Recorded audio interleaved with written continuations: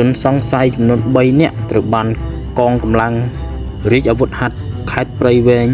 ធ្វើការឃាត់ខ្លួនខេត្តព្រៃវែងនៅថ្ងៃទី22ខែឧសភាឆ្នាំ2025កម្លាំងអាវុធហត្ថខេត្តព្រៃវែងដឹកនាំដោយលោកឧត្តមសេនីយ៍ត្រីឈួនគឹមសានមេបញ្ជាការរាជអាវុធហត្ថ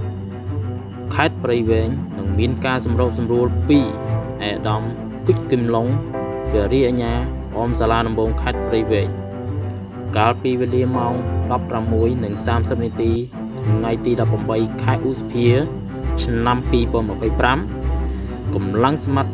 មន្ទីរស្រាវជ្រាវនិងបង្ក្រាបបទល្មើសនិងកម្លាំងមូលដ្ឋានកងរាជអាវុធហត្ថស្រុកពីមរដឹកនាំដោយលោកវរៈសេនីយ៍តូផាត់សុជោតប្រធានមន្ទីរស្រាវជ្រាវនិងបង្ក្រាបបទល្មើស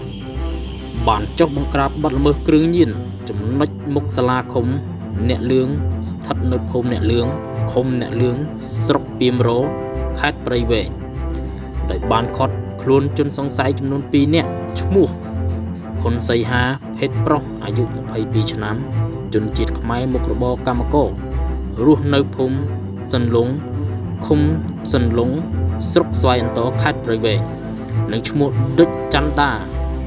ភេទប្រុសអាយុ24ឆ្នាំជនជាតិខ្មែរមុខរបរមិនពិតប្រាកដរស់នៅភូមិខ្សុំឃុំមន្ទីរដែកស្រុកពៀនស្វាយខេត្តកណ្ដាលនិងបាន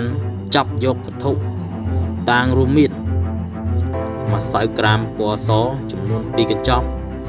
កែវសេបថ្នាំញៀន1កញ្ចប់ម៉ូទូរស័ព្ទចំនួន3គ្រឿងម៉ូតូ1គ្រឿងតាមចម្លើយសារភាពរបស់ឈ្មោះឌុចចិន្តាចំពោះថ្នាំញៀននេះគឺរូបគេបានទិញពីឈ្មោះយួនរស់នៅស្រុកលើកដែកខេត្តកណ្ដាល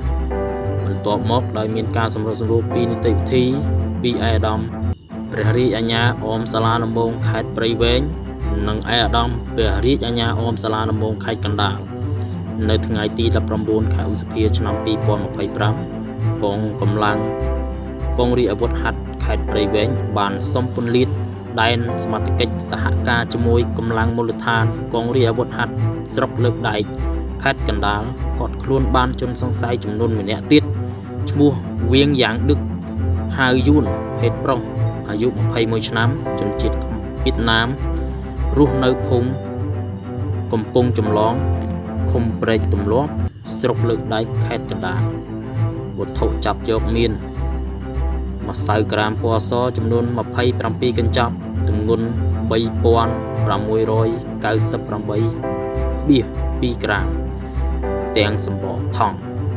ចិញ្ចិញថ្លឹងថ្នាំញៀនចំនួន1ទូរស័ព្ទដៃ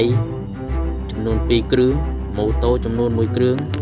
ឧបករណ៍សេពថ្នាំញៀនចំនួន1សម្រាប់ដែកកេះចំនួន5ជនសង្ស័យរួមនឹងវត្ថុតាងត្រូវបានកម្លាំងជំនាញកងរាជអាវុធហត្ថខេត្តព្រៃវែងកសាងសំណុំរឿងតាមនីតិវិធីបញ្ជូនទៅសាលាដំបងខេត្តព្រៃវែង